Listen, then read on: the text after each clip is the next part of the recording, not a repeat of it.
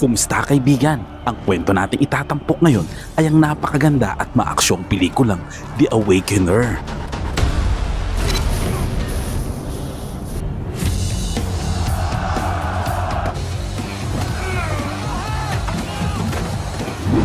Sa simula ng eksena, makikita ang mga nagpoprotesta at mga demonstrador sa labas ng isang gusaling pampamahalaan.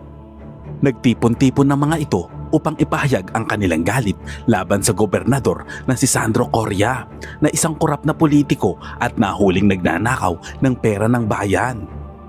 Nagsimulang maghagis ng mga bato at iba pang bagay ang mga tao sa gusali habang ang gobernador ay nagtago naman sa ilalim ng kanyang mesa kung saan doon siya natagpuan ng isang lalaking nakamaskara. Sa sumunod na eksena, makikita naman ang ilang kalalakihan mula sa puwersa ng DAE na naghahanda at armado. Pagkaraan ng ilang sandali, dumating sila sa isang gusali kung saan may isang lalaking tahimik na umiinom ng kape. Ang lalaking iyon ay si Gobernador Sandro. Inaresto siya ng mga DAE at dinala sa interrogation room sa kanilang headquarters.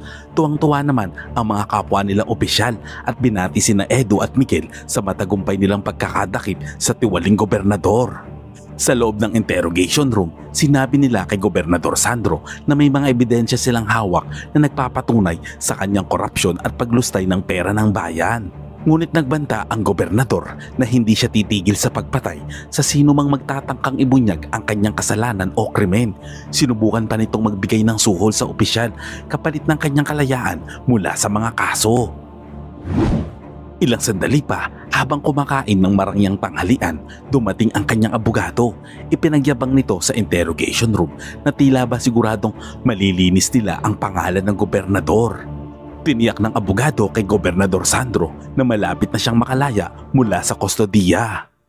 Sinabi rin nito na maaari lamang siyang ilagay sa house arrest habang isinasagawa ang investigasyon. Samantala, sa punong tanggapan ng DAE, nagsagawa ng sandaling meeting ang kanilang mga opisyal. Ipinahayag nito na kulang pa ang mga ebidensya tungkol sa paglustay ng health fund na kinakasangkutan ni Gobernador Sandro. Dahil dito, nagpasya ang opisyal na hayaan munang makauwi ang gobernador at ilagay ito sa house arrest. Labagman sa kalooban ni Miguel, wala silang nagawa para dito. Ilang sandali pa, lumabas na sina Miguel at ang kanyang mga kaibigan mula sa opisina.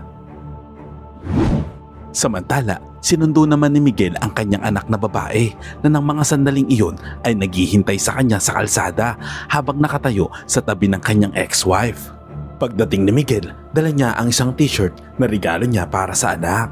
Tuwang-tuwa at nagulat ng kanyang anak nang ibigay niya ang t-shirt dito. Tinulungan niya itong isuot, pagkatapos ay kinuhanan sila ng litrato ng kanyang ex-wife. Ilang sandali pa, sumakay na sila Miguel sa taxi upang mapanood ang paborito nilang football game. Habang nasa daan at dahil sa matinding traffic, bumaba sila ng sasakyan at naglakad na lamang papunta sa stadium. Ngunit habang naglalakad, biglang tinamaan ng ligaw na bala ang kanyang anak at bumagsak ito sa kanyang kandungan at napaiyak nang makita ang tama ng bala sa dibdib nito. Agad namang dinala ni Miguel ang kanyang anak sa ospital para sa agarang lunas. Pagdating doon, agad na kinuha ng mga doktor ang kanyang anak at dinala sa emergency room. Pagkatapos ay pinayuhan si Miguel na maghintay na lamang sa labas. Hindi naman mapakali si Miguel habang naghihintay, kaya pumasok siya sa loob. Doon niya nakita ang maraming pasyente na malubhari ng kalagayan na nakahiga lamang sa gilid ng pasilyo ng hospital at walang sapat na atensyong medikal. Lubos na nagulantang si Miguel sa kanyang mga nakita dahil sa kalunos-lunos na kalagayan ng mga pasyente at kahirapan ng pasilidad sa ospital. Sa sandaling iyon, natagpuan niya ang anak na nakahiga sa isang tabi, walang malay at nasa harap ng operating room. Nang tanungin niya ang doktor kung bakit hindi pa inooperahan ang kanyang anak, ipinaliwanag nito na kulang ang kagamitan ng ospital at maraming pasyente ang kailangang maghintay dahil mahaba ang pila sa emergency. Dahil sa matinding pagdurugo at matagal na pagkaantala ng gamutan, unti-unting huminto ang pulso ng kanyang anak na naging dahilan ng pagtigil ng pagtibok ng puso nito. Galit at matinding lungkot naman ang naramdaman ni Miguel ng mga oras na iyon. Makalipas ang ilang sandali, dumating ang ex-wife ni Miguel. Nang malaman nito na wala na ang kanilang anak, lubos itong nabigla at labis na nagdalamhati. Samantala, ilang araw ang lumipas, nakalaya na at nakapagpiyansa si Gobernador Sandro dahil sa kakulangan ng ebidensya. Lumabas siya sa publiko at nagpahayag na siya ay tatakbo bilang pangulo. Nangako siya na palalawakin ng budget para sa sektor ng kalusugan at mga pampublikong hospital at uunahin ang kapakanan ng mamamayan. Pati na rin ang mga flood control project ay isasama niya na para makaiwas sa mga baha. Ay, parang sa Pilipinas lang to, sorry. Nang mga oras na yun, habang nagja-jogging si Miguel sa daan, patuloy niyang naaalala ang kanyang anak. Sa kanyang isip, isinisisi niya ang pagkamatay nito sa kawalan ng maayos na pasilidad at kakulangan ng tulong sa mga ospital ng gobyerno. Iniisip ni Miguel na maaari sanang nailigtas ang kanyang anak kung maayos at kumpleto ang pasilidad at kagamitan sa sektor ng kalusugan. Para sa kanya, hindi dapat napapabayaan o binabaliwala ang mga pasyente. Ilang sandali pa, napadaan siya sa isang tindahan at napanood sa balita na pinalaya na si Gobernador Sandro at idinismiss ang kanyang mga kasong korupsyon at paglustay ng health fund. Dito ay lalo siyang nagalit at nadismaya sa bulok na sistema. Sa sobrang galit, dumaan siya sa hanay ng mga nagpuprotesta sa harap ng gusaling pampamahalaan at inaway ang mga pulis.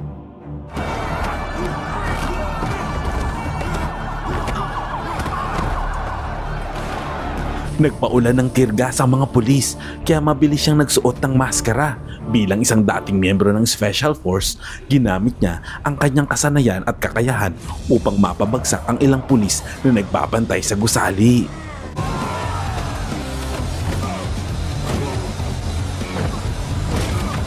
Umakyat siya sa gusali at pumasok sa loob. Pinatay niya ang isa sa mga bodyguard ng gobernador at tuluyang nakapasok sa silid kung saan nagtatago si Gobernador Sandro. Sa tindi ng kanyang galit, sunod-sunod niyang pinagsusuntok ang gobernador hanggang sa mapatay niya ito. Kinabukasan, bumalik na si Miguel sa trabaho. Tinawag sila ng hepe sa headquarters at iniutos kay Miguel at sa iba pang miyembro ng DAE na imbestigahan ang mga nangyaring protesta. Sinabi rin ng hepe na may ilang sospek na nahuli na pinaghihinala ang mga utak sa likod ng kilos protesta. Namukahan naman ni Miguel ang isa sa mga babaeng sospek. Nakilala niya ito noong araw ng protesta kung saan siya mismo ay nakipagsuntukan sa mga pulis. Sa interrogation room, kinausap ni Miguel ang babae. Ipinakilala nito ang sarili bilang Nina, isang programmer. Sinabi rin ni Nina na alam niyang si Miguel ang taong umatake sa mga pulis noong araw ng protesta at may video siya ng pangyayari sa kanyang cellphone bilang ebidensya. Dahil dito, pumunta si Miguel sa evidence room upang suriin ang cellphone ni Nina at totoo nga, naroon ang video na magpapatunay laban sa kanya. Dahil wala siyang no choice, napilitan si Miguel na palayain si Nina. Kinagabihan, habang tinitignan niya ang video at ang mga pangyayari sa kanyang apartment, nakuha ni Miguel ang address ni Nina. Pinuntahan niya ito at naabutan na naglalakad ng babae sa kalsada. Ipinakita ni Nina kay Miguel ang laptop ni Gobernador Sandro at inalok siyang tulungan sa investigasyon tungkol sa paglustay ng pondo para sa mga ospital at medikal na kagamitan. Sa sandaling iyon, naisip ni Miguel na hindi magagawa ng gobernador ang lahat ng ito ng mag-isa lang. Ginamit ni Nina ang kanyang kakayahan bilang hacker at binuksan ang personal na laptop ng gobernador.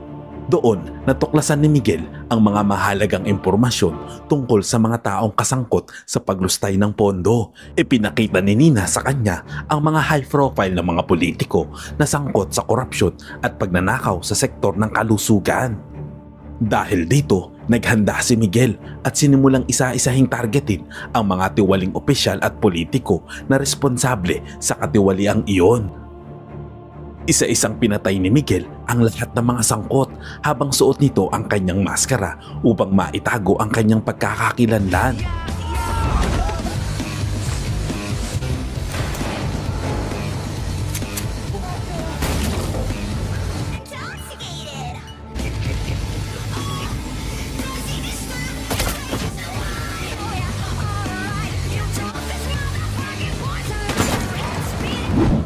Di nagtagal, kumalat sa buong bansa ang balita tungkol sa sunod-sunod na pagpatay sa mga politiko. Kailan kaya sa Pilipinas? Ay, joke lang po yun pero sana all.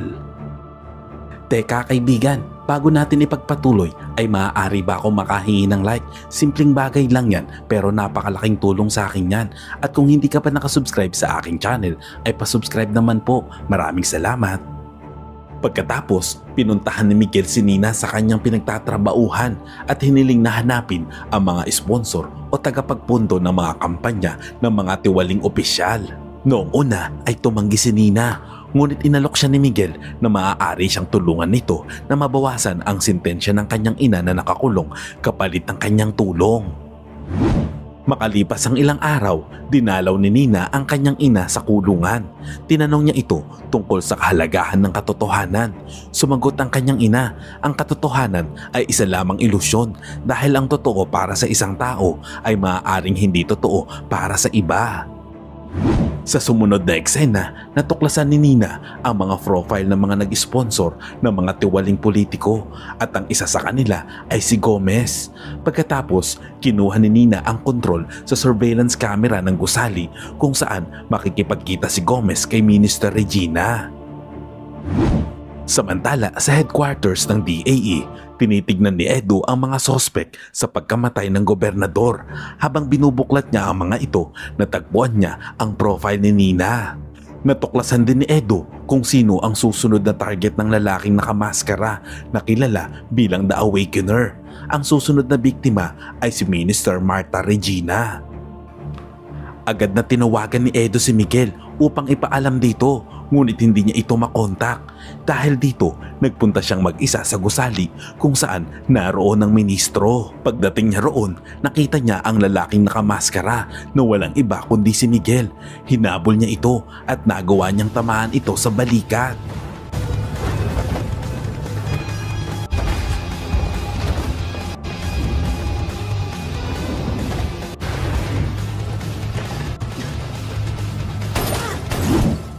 Matapos masugatan, tumakas siya at nagpunta kay Nina at tinulungan naman siya nito na gamutin ang kanyang sugat. Kinabukasan, pinakita ni Miguel at Edo ang kanilang report na nagsasabing nakipagsabwatan si Minister Regina kay Antero Gomez, ang taong nagpondo sa mga kampanya ng mga tiwaling opisyal. Nagpasya sina Miguel at Edo na ipagpatuloy ang mga investigasyon laban kay Minister Regina, ngunit itinanggi at ibinasura ito ng kanilang hepe. Sinabi pa ng hepe na itigil na nila ang anumang investigasyon laban sa ministro. Hindi nagustuhan ni Miguel ang desisyon ng kanilang hepe, kaya nagpasya siya na si Gomez na mismo ang kanyang paparusahan. Makalipas ang ilang araw, pinuntahan niya ang bahay ni Gomez kung saan nakita niya itong kumakain ng hapunan kasama ang ilang opisyal. Naroon din ang anak ni Gomez na kadarating lamang upang makipagkita sa kanyang ina. Sinabi ng anak na hindi pa ito handang pumasok sa politika, ngunit nang dumating si Gomez, pinilit siya nito at sinabing kakayanin niya ang tungkulin. Nang mga oras na yon, sa gitna ng tensyon, sinadya ni Miguel na barilin ang anak ni Gomez, isang paraan upang iparamdam sa kanya ang bigat ng kanyang mga kasalanan at maharap sa sariling pagkakasala. Ngunit sa halip na magsisi, ginamit ni Gomez ang pagkamatay ng kanyang anak bilang daan upang makakuha ng simpatya ng publiko. Ipinahayag niya sa media na tatakbo siya bilang kandidato sa pagkapangulo. Samantala sa ibang eksena, makikita ang isang misteryosong lalaki sa loob ng kotse. Ito ay si Sikera, isa siyang private spy na inupahan ni Antero Gomez upang imbestigahan ang mga serye ng pagpatay sa mga kasamahan nitong politiko. Habang nag-iimbestiga, natuklasan ni Sikera na may kasabwat ang The Awakener.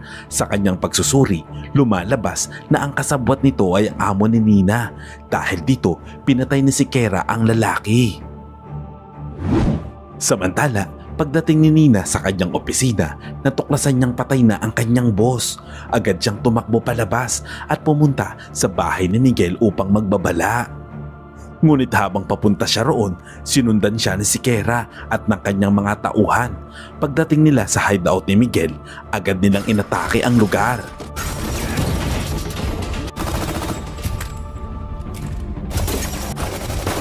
Inutusan ni Miguel si Nina na tumakbo na at tumakas habang sinusubukan niyang sagipin ito sa gitna ng putukan.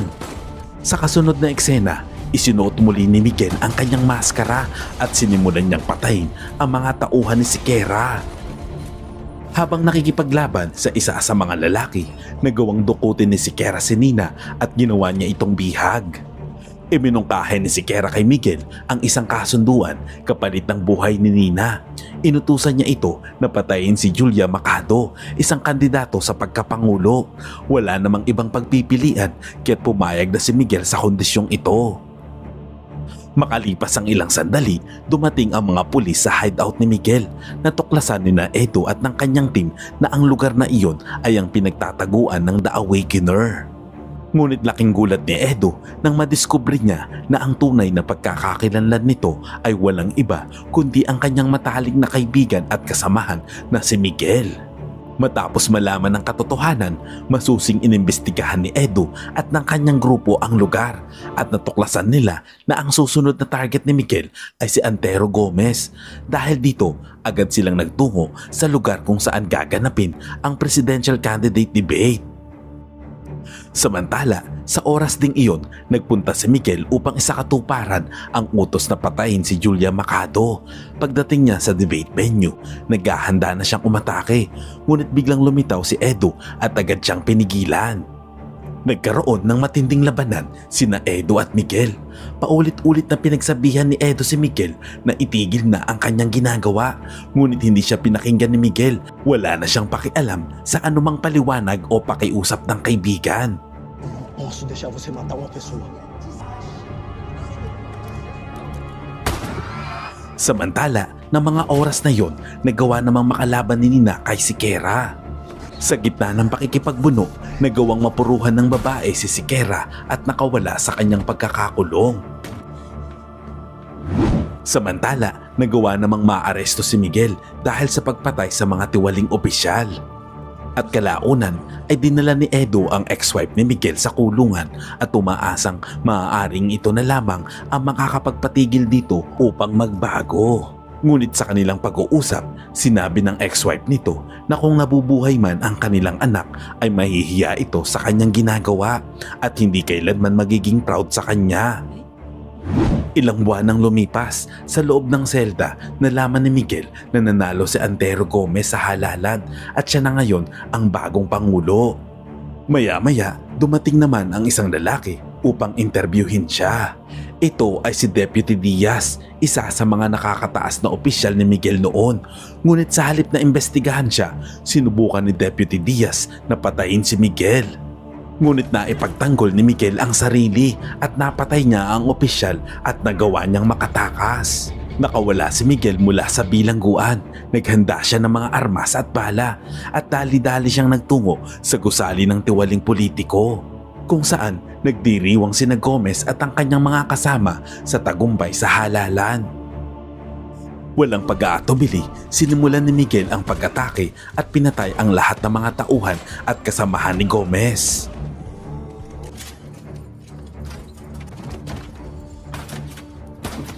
Nang sa wakas ay makaharap niya na si Gomez sa opisina nito, sinabi ni Gomez kay Miguel na hindi mawawala ang korupsyon sa mundo dahil ang kasakiman ay isang pangunahing katangian ng tao. Pagkatapos nitong magsalita, pinagbabaril ni Miguel si Gomez hanggang sa ito ay mamatay. Matapos patayin si Gomez, napalibutan siya ng mga tauhan nito habang nakatutok ang mga baril sa kanya. Ngunit ang hindi nila alam ay mayroon ng plano si Miguel bago pa man siya nagpunta sa lugar na ito. Naghanda na siya ng isang bomba na nakalagay sa kanyang kotse. Pinindot ni Miguel ang detonator ng bomba at agad na sumabog ang buong gusali. Gumuho ito kasama si Miguel sa loob. Kinabukasan, nang dumating ang mga rescuer, pulis at forensic team sa lugar ng pagsabog, ang tanging natagpuan nila ay ang maskara ng The Awakener. At hindi nila nakita ang bangkay ni Miguel. Makikita naman si Nina na nakangiti sa di kalayuan. Nagtapos ang eksena sa isang misteryosong anyo ng The Awakener na muling makikitang nakapwesto sa tuktok ng isang gusali habang nakatutok ang kanyang baril sa panibagong target. Kung ikaw ang aking tatanungin, kaibigan, tama ba ang ginagawa ng The Awakener o dapat sa batas managot ang mga politikong tiwali tulad ng ginagawa ng mga senador at congressman sa Pilipinas na pinapaikot-ikot lang ang mga hearing para malito ang mga Pilipino? Aray ko! Salamat kaibigan at umabot ka sa punto ng video na ito. Anong masasabi mo sa ending ng kwento? Kung nagustuhan mo ito, ay pwede ba akong makahingi ng like at pakitype naman sa comment section ang salitang Agnus Project. At kung bago ka naman sa ating munting channel, ay pasubscribe naman po bilang suporta. At para maipagpatuloy natin ang paghahatid ng magagandang movie recap, panoorin mo na rin po ang buong movie pag may time ka. Sana'y nagustuhan mo kaibigan ang kwentong ating itinampok. Kung magkagayon ay baka naman pwedeng pakilike ang video ito at pasubscribe na rin sa aking channel. Kung hindi mo naman ito nagustuhan ay pwede mong pindutin ang dislike button ng 2 beses para makasigurado ka.